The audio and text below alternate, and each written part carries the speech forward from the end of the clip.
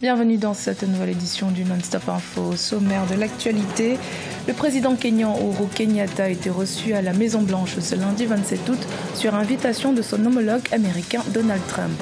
Les deux nations souhaitent notamment renforcer leur coopération bilatérale. La FAO, l'Organisation des Nations Unies pour l'alimentation et l'agriculture, appelle au développement des entreprises agricoles sur le continent, un développement qui pourrait notamment se traduire par la réduction considérable de l'immigration clandestine des jeunes Africains. Et puis au Burkina Faso, le 14e championnat national de baseball s'est achevé ce 26 août. Gungin a été sacrée championne pour la 5e fois consécutive. Mais tout d'abord, nouveau bilan dans de violents combats qui ont opposé lundi 27 août deux groupes armés rivaux près de la capitale libyenne Tripoli. On recense au moins 5 morts et 33 blessés selon un bilan provisoire du ministère de la Santé. Le ministre de l'Intérieur Abdel Salam Achour a précisé que les combats opposaient la 7e brigade, une milice de la ville de Tarhouna, à 60 km au sud-est de Tripoli, à un groupe armé de Tripoli. Il a ajouté que des tentatives de médiation étaient en cours. Le président kényan Uhuru Kenyatta, actuellement en visite officielle aux États-Unis, a été reçu par son homologue Donald Trump à la Maison-Blanche ce lundi 27 août. C'était la première rencontre bilatérale officielle entre les deux chefs d'État. À l'ordre du jour, des questions ayant trait à une coopération régionale, des questions sécuritaires, mais aussi en rapport avec le commerce et l'investissement. Un lien avec les États-Unis que le président kényan Uhuru Kenyatta tient à renforcer. On l'écoute. Je veux profiter de cette occasion pour remercier Monsieur le Président et la Première Dame de nous accueillir à la Maison-Blanche. Comme l'a dit le président Trump, le Kenya et les États-Unis ont des relations solides et ce depuis notre indépendance. Nous sommes ici pour renforcer ce partenariat. Nous avons eu une excellente coopération, en particulier dans notre lutte contre le terrorisme, car la zone géographique dans laquelle nous nous trouvons doit faire face aux combattants d'Al-Shabaab. Et dans cette lutte, les États-Unis ont été un partenaire très important.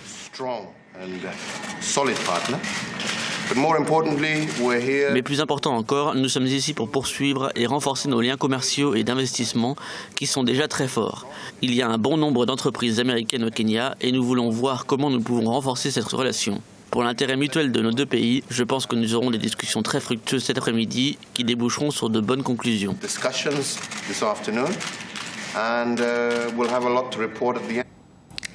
Dans l'actualité également, le gouvernement sud-africain a interrompu ses projets d'expansion de l'énergie nucléaire jusqu'en 2030. En lieu et place, la nation arc-en-ciel compte plutôt développer les énergies renouvelables, le gaz et l'hydroélectricité. Une annonce faite ce lundi 27 août par le ministre de l'Énergie, Jeff Radebe, lors de la publication du nouveau plan intégré des ressources du gouvernement. L'Afrique du Sud possède la seule centrale nucléaire du continent et cherche à étendre son bouquet énergétique en utilisant les capacités de production d'énergie éolienne, solaire et au charbon dans les décennies à venir. Le développement de l'agriculture africaine comme solution à la crise migratoire, c'est du moins une piste à exploiter selon l'ONU pour endiguer ce phénomène qui touche notamment la jeunesse du continent. En ce sens, l'organisation internationale exhorte les entreprises agricoles du continent à mettre en place des centres de promotion du travail agricole auprès des jeunes. Les détails avec Corinne Kamse. Créer plusieurs centres d'assistance pour les jeunes qui mettent sur pied des projets agricoles. C'est l'une des conclusions phares de la conférence sur l'emploi des jeunes dans l'agriculture qui s'est tenue les 20 et 21 août à Kigali. Pour l'Organisation des Nations Unies pour l'alimentation et l'agriculture, l'intensification de l'activité agricole en Afrique permettrait de réduire le taux d'immigration clandestine. Près de 75% des personnes qui prennent la route sont des jeunes. Une aventure qui se révèle souvent dramatique. Seulement en 2017, 3116 migrants africains ont disparu en tentant de traverser la Méditerranée, selon l'Organisation internationale pour les migrations. Il faut proposer aux jeunes Africains l'intégration complète des opportunités qu'il y a du champ à la transformation jusque dans la commercialisation des produits agricoles. Je pense que c'est en mettant des éléments de compétitivité les uns après les autres qu'on peut réellement créer une véritable industrie agricole derrière et être en mesure d'attirer des jeunes et des jeunes les plus intelligents. Le développement de l'activité agricole suppose cependant l'accès aux terres, un obstacle majeur qui rebute de nombreux jeunes porteurs de projets. Il faut pousser les jeunes gens à se constituer en coopérative pour être en mesure d'accéder à des terres qui ne doivent pas nécessairement être des terres qui appartiennent à des individus, qui peuvent être des terres en location. Et je pense que si les gens s'organisent en coopérative, ils ont la masse nécessaire, ils ont donc la capacité d'accéder à des équipements et à la modernisation. Près de 60% des terres arables non exploitées se trouvent en Afrique. En outre, en tenant compte de toutes les opportunités qu'offre la chaîne de production agroalimentaire, le secteur agricole permettrait de lutter durablement contre le chômage en Afrique. Le chômage, une raison souvent évoquée par les jeunes pour justifier le projet d'émigration.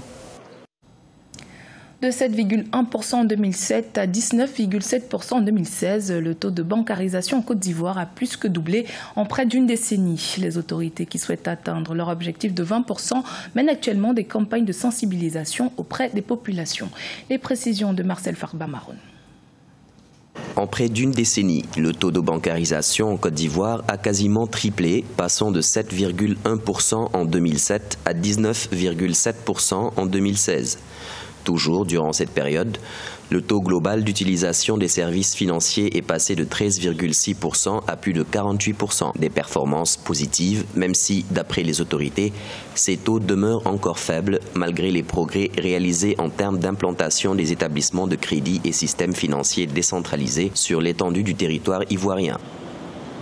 Ça permet de sécuriser ses avoirs dans un premier temps. Deuxièmement, ça permet aux banques d'avoir de la disponibilité de telle sorte que pendant les campagnes d'emprunt que lance l'État, que nous puissions le faire au plan local au lieu de recourir toujours à l'international. Depuis 2015, les autorités ivoiriennes ont instauré des campagnes de sensibilisation visant à promouvoir la bancarisation, surtout en milieu rural.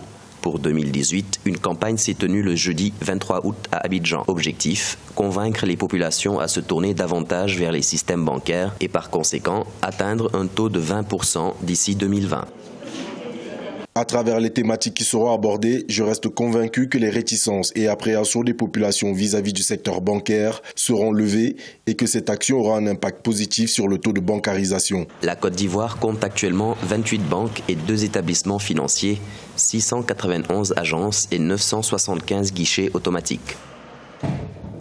Dans l'actualité sportive, la 14e finale de la Coupe nationale de baseball du Burkina Faso s'est jouée ce 26 août. L'équipe de Gunghin a été sacrée championne pour la 5e fois consécutive au score de 12 points contre 11. Reportage de notre correspondant Jean-Paul Ouedraogo. Le 14e championnat national de baseball a connu son épilogue dimanche 26 août à Ouagadougou. Une finale disputée en 7 innings et dominée de justesse au score de 12 points contre 11 par l'équipe de Gunghin, sacrée championne pour la 5e fois consécutive. Elle s'en est sortie avec un trophée et une cagnotte de 250 000 francs CFA. Goupana Baseball Club de Koudougou, arrivé 2e, a reçu une enveloppe de 150 000 francs CFA. Le jeu a été parfait. Les provinciaux aussi ont vraiment donné. Nous, on ne savait même pas qu'on allait pouvoir les battre. Sincèrement dit là, le baseball du Burkina Faso, ça avance et sincèrement là, c'est propre, c'est au top. Pour la direction des sports de haut niveau, nul doute que les prochains rendez-vous majeurs, à savoir le tournoi sous-régional et les Jeux olympiques de 2020 au Japon, verront une équipe burkinabé encore plus compétitive. Et nous disons félicitations à la fédération de baseball.